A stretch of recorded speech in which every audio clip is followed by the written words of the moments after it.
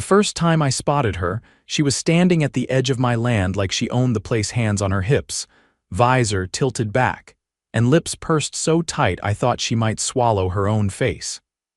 That was Jeline Everly, president of the Spring Pines HOA. The kind of woman who looked like she could file a noise complaint just from hearing a squirrel sneeze. I'm Quentin Granger.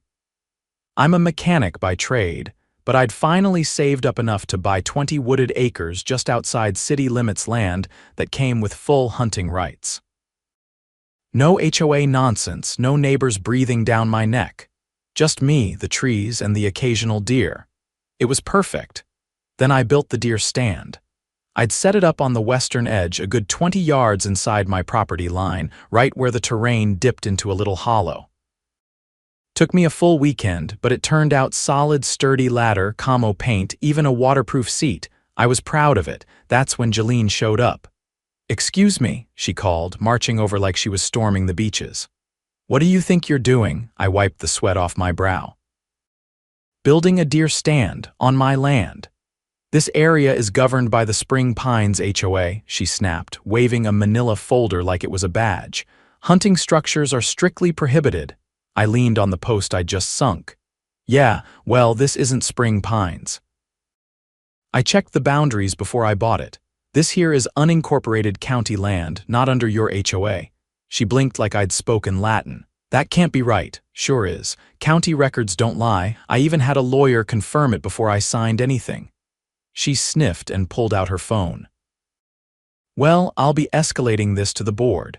It's not appropriate to have a hunting tower so close to our community. It creates a threatening atmosphere." I raised an eyebrow. "The only thing this tower threatens is the local deer population." She didn't laugh. Just turned on her heel and stomped off like she expected trees to part for her. I figured that'd be the end of it. I figured wrong. 2 days later, I came back from a supply run to find a bright orange sticker slapped across the deer stand. "Notice of violation, structure not approved by HOA." I stared at it, dumbfounded. Then I noticed the small print at the bottom. "Failure to remove will result in daily fines." I laughed out loud. Then I took a picture and emailed it to my lawyer. The next morning, I woke up to find Jeline in my driveway, arms crossed and flanked by 2 HOA board members, one of them holding a clipboard like it was a nuclear launch code. Jeline didn't even let me speak. "We've voted. If you don't take it down by Friday, we'll begin issuing fines and may pursue legal action." I folded my arms. "Fines? Legal action? For a deer stand on land you don't control," she glared. "You're within view of our property. That makes it our concern." I stepped closer. "Let me say this real clear. You don't own this land. You don't govern it. You have no authority here." Her nostrils flared. "We'll see about that." Then they left. I watched them walk away like a trio of entitled mall cops. I didn't know it yet, but Jeline wasn't just bluffing. She was planning something bigger, something illegal. HOA story HOA stories Homeowners Association stories 2 mornings after their little driveway ambush, I got a call from the county zoning office. A woman named Patris, polite but clearly annoyed, told me she'd received a complaint about an unauthorized structure and a potential hunting hazard near a residential zone. I asked her who filed it. She sighed. "Spring Pines Homeowners Association." "They sent maps, photos, even claimed your deer stand was erected without a permit." I had to laugh. "That land's zoned agricultural residential.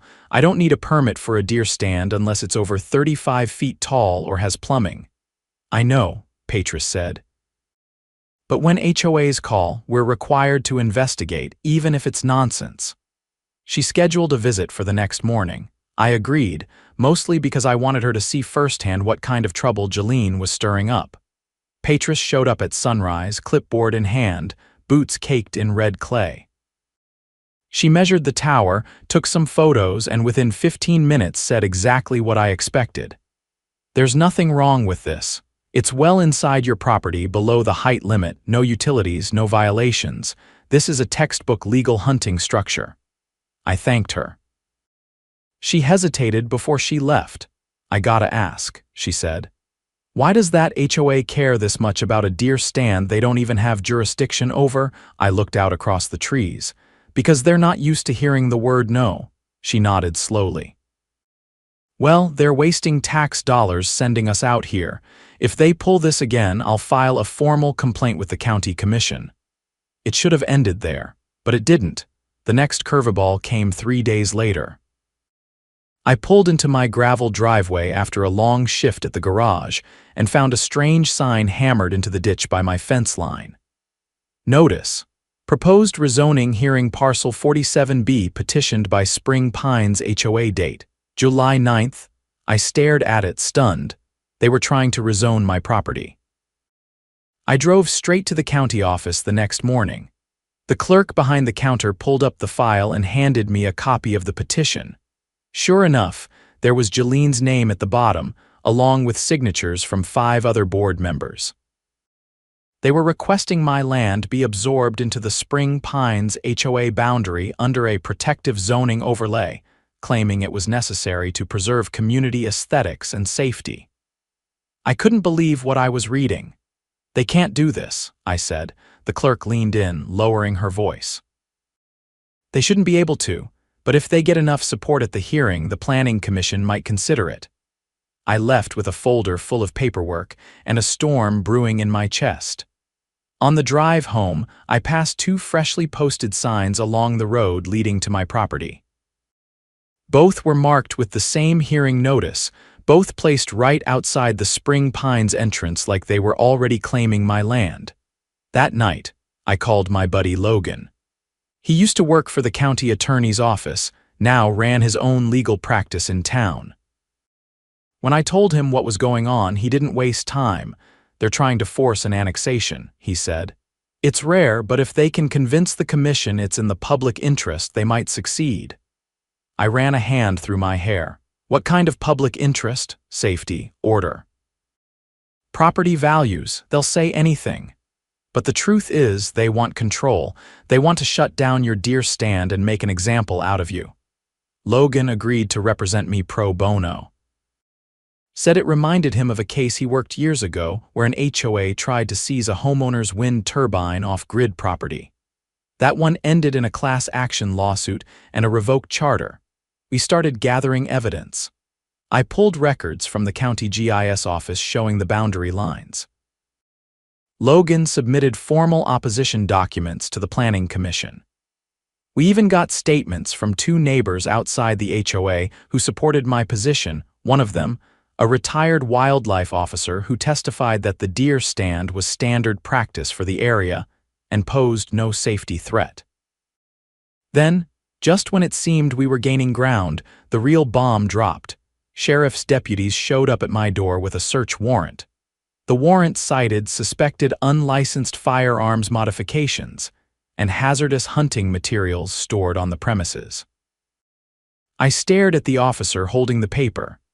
Where the hell is this coming from? He looked uncomfortable. Anonymous tip. We have to follow up. They searched my house, my shed, and the deer stand. Found nothing. No illegal weapons, no explosives, nothing remotely unlawful. I kept everything above board registered firearms, locked storage safety documentation in a binder. As the last deputy stepped off the porch, he turned back. I don't know who you pissed off, but they're pulling strings. The warrant had been pushed through too fast. Logan dug around and discovered the tip had come from a prepaid phone number registered under a fake name. The call had been routed through a third-party service, but the timing aligned perfectly with the HOA's rezoning petition. We sent a formal complaint to the sheriff's office and submitted a motion to have the source of the warrant investigated for fraud. Logan also filed an injunction with the circuit court to block the rezoning attempt until the case around the false tip was resolved. Word started to spread. Local hunters, farmers, and landowners began showing up at the commission office to voice their support. One man, a war veteran who lived 2 miles down the road, stood up during a public comment session and said, "If they can do this to him, what's stopping them from coming for the rest of us?" Meanwhile, Jolene doubled down. She started sending glossy flyers to residents titled "Protect Spring Pines from Encroaching Dangers," with a photo of my deer stand edited to look like it was looming over a playground. At the bottom, in bold red letters, was the phrase, "Attend the hearing." Say no to hunting towers. One of the HOA residents slipped me a copy. "They're making you out like some kind of militia nut," he said. "Even put your name on it." That crossed the line. We filed a defamation suit. Logan printed out every flyer, every email, every image doctored to mislead the public. He compiled it into a thick binder labeled Exhibit a Libel by HOA. The court date for the rezoning hearing arrived. The county meeting room was packed. Half the room wore collared shirts and HOA name tags. The other half wore camo hats and work boots. I stood in the back, arms folded, while Logan spoke on my behalf. He laid out the facts. My property was legally zoned outside HOA jurisdiction, and the deer stand was compliant with all county codes. He presented the fraudulent warrant. He showed the flyers and the doctored images. He gave them the sheriff's signed letter admitting no wrongdoing was found during the search. Then he lowered the boom. We also have reason to believe this HOA president knowingly submitted false testimony to initiate a rezone for the purpose of property control, a violation of both state planning law and federal civil rights protections regarding land ownership. The room went silent. Jeline tried to speak. Our intent was only to safeguard, but the commission chair cut her off. "You filed a rezoning petition under false pretenses and used county resources to harass a legal landowner. That's not safeguarding. That's abuse of process." The petition was denied on the spot. By the end of the week, the County Ethics Committee opened a formal investigation into the Spring Pines HOA. Logan filed a separate motion to have their charter reviewed for violations of nonprofit governance laws. The sheriff's office launched a probe into the fraudulent tip that led to the search warrant. And Jeline? Well, she stopped showing up in public. Her name quietly disappeared from the HOA's website. A few residents said she stepped down to focus on family. But I heard from someone on the board that she was under investigation for filing false documents with a government body. The deer stands still there, strong as ever. I added a solar panel that powers a little floodlight underneath it, just enough to keep it visible at night. A reminder, not just of the deer I'll spot from that perch come fall, but of what happens when someone tries to take what doesn't belong to them. And finds out the hard way that some folks don't scare easy.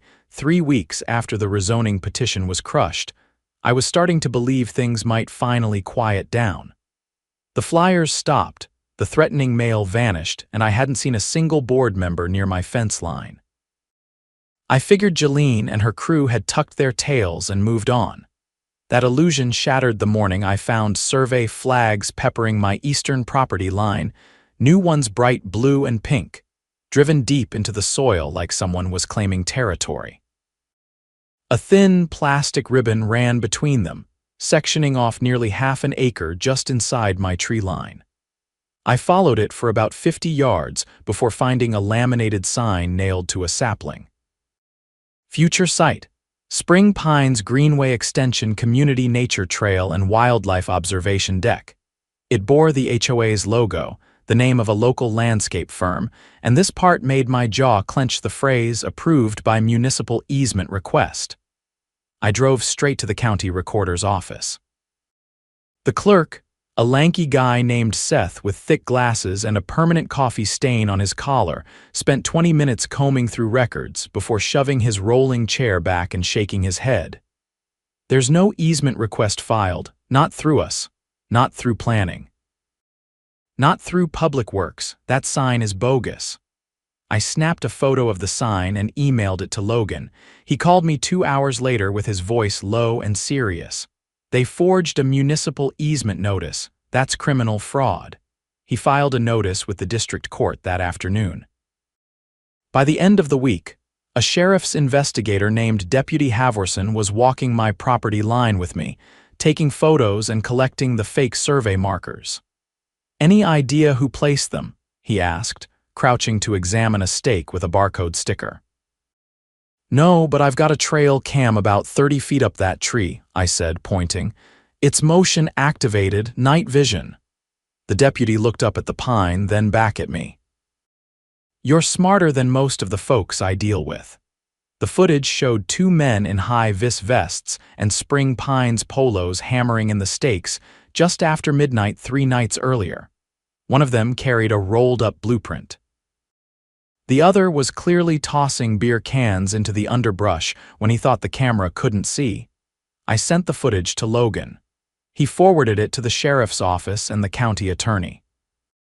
Within 72 hours, a warrant was issued for unauthorized land entry and fraudulent misrepresentation of county authority.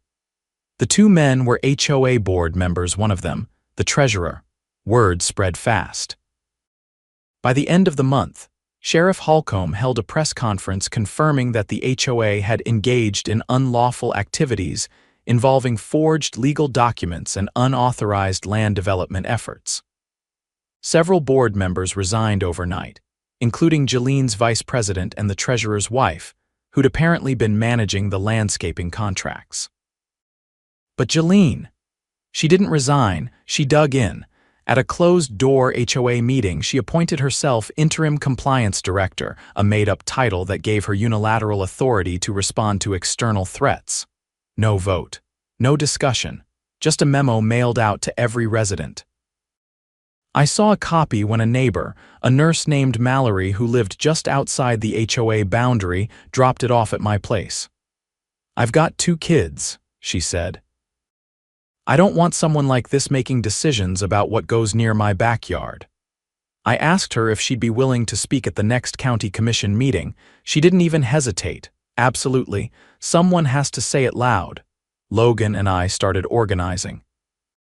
We put together a panel of residents from outside the HOA: teachers, veterans, a retired biologist, even a former city planner, folks who had no stake in my deer stand but were tired of watching unelected zealots try to rule the countryside through sheer arrogance. Then came the fire. I was in the middle of rebuilding the roof on my equipment shed when I heard the popping. Not loud enough to be gunshots, more like plastic cracking. I ran around the back and saw thick gray smoke rising through the trees. The deer stand was burning. I sprinted through the brush, boots pounding dirt. By the time I reached it, the lower ladder had already collapsed into glowing embers. The platform above was a skeleton of blackened boards. The smell, charcoal, sap, and something chemical hit hard. I called the fire department, then stood back and filmed the last of it collapse. I didn't even feel angry yet, just cold, like something had shifted. The arson investigator found accelerant traces, specifically remnants of tiki torch fuel. Not something you'd find in the woods by accident. 2 days later, a neighbor's security camera caught a shadowy figure walking along the tree line near my property around 2 in the morning. The shape was hard to identify, but the gait was distinct: short stride, slight limp in the left leg. Jolene had a limp, old tennis injury. She bragged about it during a community 4th of July event last year, how she played through the pain during a doubles match. The sheriff's office brought her in. No arrest yet, but they seized her phone and searched her car. Inside the trunk, a half-empty can of citronella torch fuel and a box of matches from a local barbecue joint about 12 miles out. It wasn't enough to charge her, not yet, but it was enough to put her under surveillance. Meanwhile, Logan and I filed a civil suit: trespassing, fraud, property damage, harassment, defamation, illegal surveillance. We even included an environmental claim for the damage caused by the fire, citing local conservation statutes. The county commission requested a full audit of Spring Pines' financials. What they found cracked everything open: dozens of invoices to fake companies, landscaping contracts that paid triple the market rate, community safety payments that were really reimbursements for private travel. Jolene had been funneling HOA funds into shell companies registered under her cousin's name. The HOA was hemorrhaging money, and residents had no idea. Their monthly dues had quietly increased over the last 2 years with no visible improvements. No new amenities, no road repairs, just more rules and thicker newsletters. The residents revolted. At a special session, over 100 of them voted to dissolve the current board pending the results of a financial misconduct investigation. A temporary oversight panel was appointed, made up of neutral third parties from the county's Community Development Office. Jolene didn't show up. She was officially charged with 3 counts of felony fraud, 1 count of criminal trespassing, and 1 count of filing a false public notice, a charge that hadn't been used in the county for over 20 years. The day they came to take her in, she tried to run, didn't get far. She made it as far as the back gate of her property before Deputy Havorson tackled her into a patch of ornamental grass. They hauled her off in cuffs while a small crowd of residents watched in stunned silence. I rebuilt the deer stand, this time with reinforced steel brackets and a fresh coat of blaze orange just for visibility. I didn't bother hiding it. No more pretending I needed to keep things subtle. The new HOA Oversight Committee sent me a letter a week later, a formal apology, signed by every member, with a $2,000 check enclosed to contribute toward reconstruction, and acknowledge the wrongful actions taken by the previous board. I donated the check to the local volunteer fire department. They were the ones who stopped the blaze from spreading into the forest. The land's quiet now. The kind of quiet I bought it for in the first place. No strange signs, no orange stickers, no midnight survey crews. Just the wind through the trees and the occasional click of my trail cam still up there, still watching. Just in case, because some people don't stop until they're stopped, but when they are, it's permanent.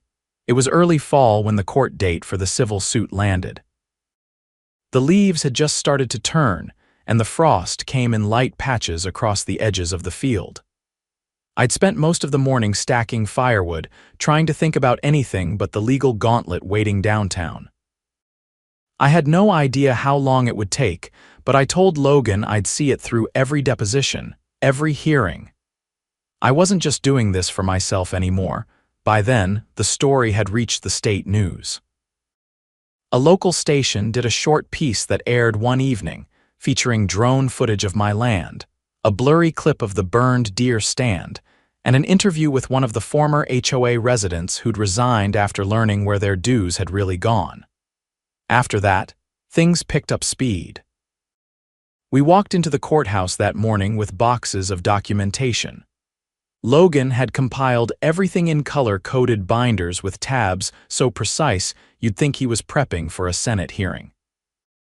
I carried the one labeled Fraudulent Easement and Financial Misconduct Supporting Exhibits, and when I placed it on the defense table, the opposing attorney, a stiff man with a pinched nose and a trembling left hand, looked at it like it might bite him. The courtroom was nearly full. A few reporters sat in the back, quietly jotting down notes. There were 3 former HOA residents who'd filed complaints of their own, sitting shoulder to shoulder and whispering to each other. Even Sheriff Holcomb showed up in full uniform, sitting in the gallery with arms folded and his badge catching the overhead lights. Jolene wasn't present. Legally, she didn't have to be not for a civil proceeding, but her absence said more than her presence would have. According to her attorney, she was undergoing medical treatment for stress-related complications. The judge didn't comment. Logan opened with a timeline of events, laying out the sequence of forged documents, unauthorized land entry, and misuse of public services. He presented the falsified trail project, the fraudulent easement notice, and the surveillance footage of board members trespassing with survey tools. Each piece was entered into evidence without objection. The opposing counsel didn't even try to dismiss them. Then came the financial records. Logan didn't just explain the shell companies he tracked the paper trail, showing bank transfers that went from the HOA's accounts into entities registered at P.O. boxes in other counties. One of them was supposedly a community beautification vendor, that had billed over $40,000 for non-existent landscaping along the HOA's eastern boundary. A forensic accountant took the stand next. He testified that over 70% of the HOA's discretionary budget for the last fiscal year had been funneled into 3 companies, all of which were linked by family or business association to Jalene Everly. He stated clearly that the pattern indicated deliberate laundering of association funds for personal enrichment. The judge asked only one question. "Have criminal referrals been made?" The accountant nodded. "Yes, Your Honor." To the district attorney's office and the state controller. "We rested our case before lunch. The defense didn't even call a witness. Instead, they requested a recess to review options for settlement." It was a polite way of saying they had nothing. The judge granted a 15-minute break. Logan leaned over the table and whispered, "They're about to fold. Don't be surprised if they offer a check just to make this stop." I shook my head. "It's not about money," he nodded once.